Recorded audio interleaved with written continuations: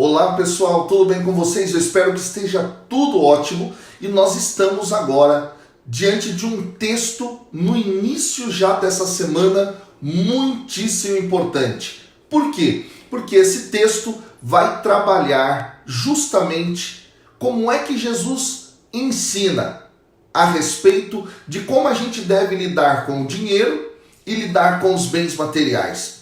Quantas pessoas se veem perdidas diante dessa situação? Vamos ouvir o que o Evangelho tem a dizer, beleza? O texto é tirado lá de Lucas, no capítulo 12, versículos de 13 ao 21.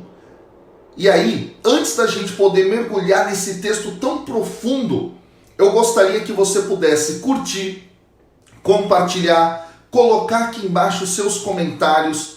Além disso, que você possa fazer a sua inscrição no nosso canal e ativar o sininho para as notificações, beleza? Isso é muito importante porque isso faz com que o nosso canal e a propagação do Evangelho, pessoal, chegue a mais e mais e mais pessoas, beleza? Um outro aviso também importante, eu vou deixar aqui embaixo na descrição desse vídeo um link com um curso totalmente gratuito de 4 aulas a respeito de Mariologia Bíblica, ou seja, o estudo sobre Maria dentro da Sagrada Escritura. E no final eu vou falar para vocês a respeito dos 4 dogmas marianos, beleza? Então aqui na descrição do vídeo, vai lá, se inscreve, é totalmente gratuito.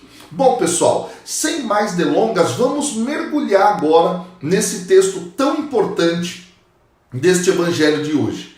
E a primeira coisa fundamental que nós precisamos compreender é o fato de que trata-se aqui de uma parábola que Jesus conta, que também é exclusiva de Lucas.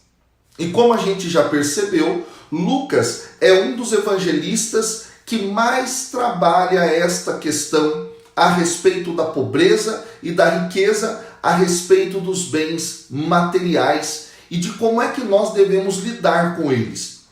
O texto está presente no versículo 13 até o versículo 21, e no versículo 13 é assim que está: alguém da multidão lhe disse. Opa, aqui já é a primeira informação fundamental. Qual que é o contexto aqui?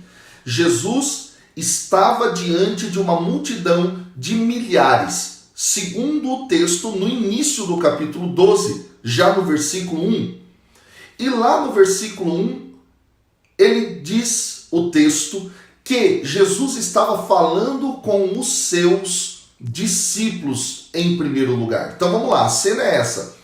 Tinha uma multidão e dentro dessa multidão, claro, estavam os discípulos. E aí vem alguém agora da multidão, depois que Jesus se dirige aos discípulos. Exatamente, ok?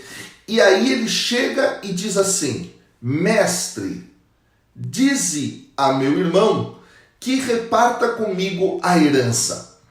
Aqui há algo muito interessante. Dentro do período no qual Jesus viveu, os rabinos, os mestres, muitas vezes eram colocados justamente na função de mediar essas disputas legais. Só que o que está em disputa aqui? 2 irmãos que estão querendo uma parte maior da herança, talvez. Mas o que a lei no Antigo Testamento fala sobre isso? Lá no livro do Deuteronômio, capítulo 21, versículo 17, se fala da dupla porção que o mais velho, que o primogênito recebe da herança do pai. Exatamente isso. Isso é muito importante a gente entender para a compreensão desse evangelho. Então parece que aqui se trata de um irmão mais novo pedindo algo a mais para o irmão mais velho, que tinha direitos a mais. Então, o irmão mais velho tinha 2 vezes mais da porção da herança do pai. Ok? Esse é um dado que parece ser o pano de fundo aqui. E aí Jesus responde no versículo 14: Homem, quem te estabeleceu juiz ou árbitro da vossa partilha? Depois lhes disse: precavei-vos cuidadosamente de qualquer cupidez, pois mesmo na abundância a vida do homem não é assegurada por seus bens. A resposta que Jesus dá aqui é muito importante. A vida do homem, do ser humano, não é assegurada pelos seus bens. E essa resposta atinge de forma direta e com muita força os ouvintes dentro do primeiro século. Por quê? Porque a questão aqui não é só uma questão legal, de dividir ou não dividir os bens e assim por diante. Não. Jesus está trabalhando aqui que a vida não pode ser reduzida a uma busca simplesmente do ter as coisas, de ter os bens materiais.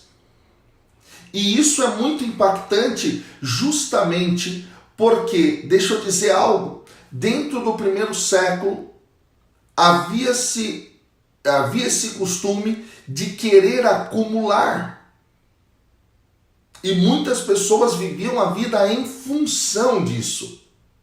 Aliás, diga-se de passagem, a arqueologia encontrou, e mais adiante dentro desse texto vai dizer isso, né, que havia um camponês que tinha celeiros e tal. A arqueologia encontrou realmente que algumas pessoas construíam esses grandes celeiros para poder acumular. E muitas vezes essas pessoas não viviam segundo a lei de Deus. Olhando para os pobres, olhando para aqueles que estavam excluídos. Absolutamente não. Eles simplesmente acumulavam de forma individualista. É muito forte esse texto aqui. E aí, pessoal, a gente avança. A gente avança mais profundamente e percebe que dentro do Evangelho de Lucas, a vida, ela precisa ser, na realidade, vivida na obediência a Deus, num relacionamento profundo com o Senhor. E isso seria o mais importante aspecto e mais fundamental aspecto aqui da existência humana. Isso a gente vai encontrar em Lucas capítulo 8, versículo 21, lá no capítulo 10, no versículo 42. É muito importante que a gente entenda isso.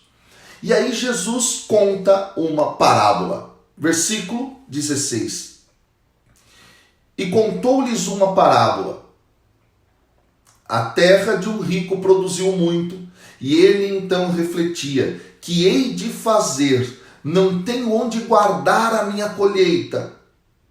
Depois pensou: eis que vou demolir meus celeiros, construir maiores, e lá hei de recolher todo o meu trigo e os meus bens. Lembra dos celeiros que eu falei que a arqueologia encontrou? De fato, isso existia. E isso marcava um estilo de vida de algumas pessoas dentro do período no qual Jesus viveu. Pessoas que viviam para acumular, e só isso.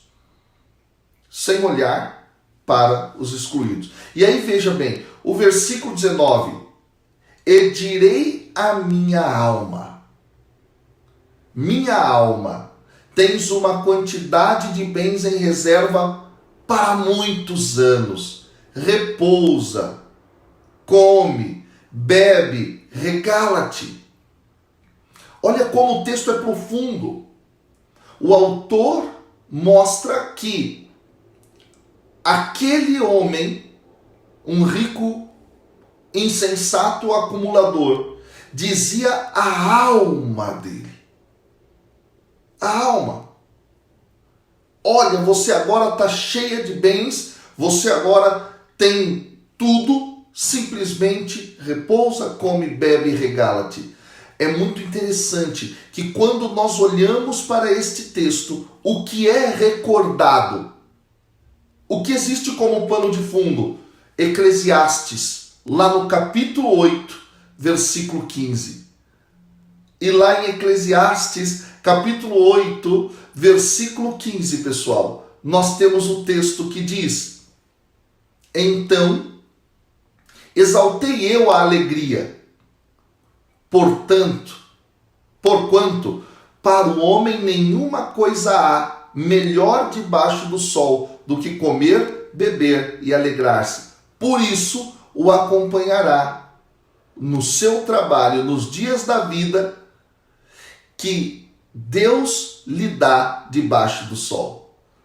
Aqui parece que ele está retomando o livro de Eclesiastes, mas é interessante observar justamente que no mesmo livro de Eclesiastes se fala da brevidade da vida, da fugacidade, da efemeridade, daquilo que passa. Lembra como é que começa o livro do Eclesiastes no capítulo 1? Vaidade das vaidades, tudo é vaidade. E essa construção é uma construção muito profunda. Por que é muito profunda? Porque vaidade, no hebraico, é o termo revel. E o que significa revel? Revel significa respiro, sopro, num sentido do sopro breve, ou fumaça, que qualquer vento dissipa. Vaidade é tudo aquilo que vai fácil, é tudo aquilo que é efêmero. E aí tem algo muito profundo na construção de Eclesiastes. Revel é justamente, no hebraico, o nome do primeiro ser humano que morre na Bíblia. Quem é ele? Abel. Uau! Por que razão? O nome do primeiro homem que morre na Bíblia é Revel. É fumaça. Sabe por quê? Para mostrar a fragilidade da vida humana. A vida humana passa muito rápido, é um sopro. Aqui há algo muito interessante. O autor do Evangelho mostra que nesta parábola o que está por trás é isso. Esse homem quer comer, beber, se alegrar, mas ele não pode se esquecer que a vida humana é breve e ela não se reduz a isso. E aí, meus amigos, há algo muito importante aqui. Quando nós olhamos o texto, nós também temos por trás aquilo que está em Isaías, capítulo 22, versículo 13, que diz assim: porque é só gozo e alegria que se vem. Matam-se bois, degolam-se ovelhas, come-se a carne, bebe-se o vinho e se diz: comamos e bebamos, que amanhã morreremos. O que o autor quer dizer? Justamente que existem pessoas que vivem uma vida meramente reduzida, apegada àquilo que é passageiro. E Jesus está então ensinando na sua parábola. Olha o versículo 20. Mas Deus lhe diz, o autor coloca isso na boca de Deus: insensato. Nessa mesma noite ser-te-á reclamada a alma, e as coisas que acumulastes de quem serão? Olha que dado interessante. Aqui, esse homem é chamado de insensato. E o termo insensato, afron, aqui, é o mesmo termo que no Antigo Testamento vai se referir, na sua versão grega, àquele que não tem a sabedoria da parte de Deus. Exatamente. Isso é algo muito importante.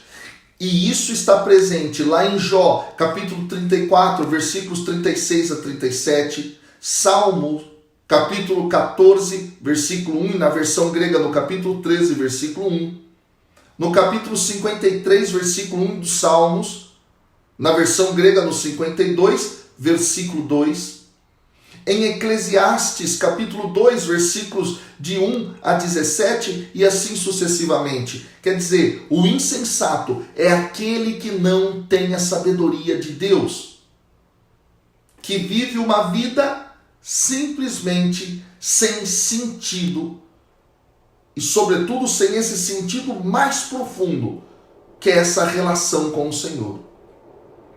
E aí, pessoal, mais uma vez, o texto está evocando o Antigo Testamento aqui, como pano de fundo.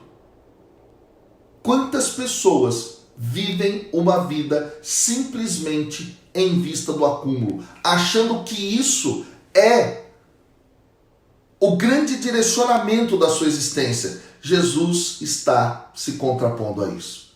E aí no versículo 21 nós temos assim: assim acontece com aquele que ajunta tesouros para si mesmo e não é rico para Deus.